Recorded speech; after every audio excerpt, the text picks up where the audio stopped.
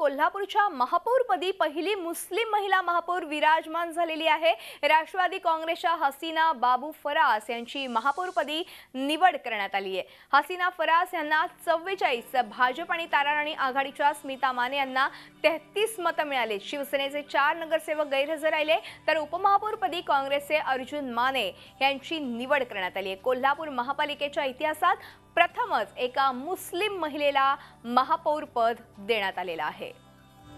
आणि एकूणच आपण या संदर्भात अधिक माहिती घेणार आहोत आमचे प्रतिनिधी प्रताप नाईक यांच्याकडून। प्रताप, महापालिकेच्या इतिहासात प्रथमच एका मुस्लिम महिलेला महापौर बनण्याचा मान मिळालेला आहे, काय सविस्तर सांगाल? आपण पाहतोय की कोल्हापूर महानगरपालिकेच्या महापौरपदी कोणाची वर्णी लागणार यावर उत्सुकता मोठ्या प्रमाणात लागून राहिली होती। त्याचबरोबर हसीना फराज जे आहेत त्यांचं नाव राष्ट्रवादीकडून सुचवल्यानंतर किंवा त्यांनी अर्ज भरल्यानंतर त्यांची निवड होणार हे जवळपास एकूण शक्य होतं।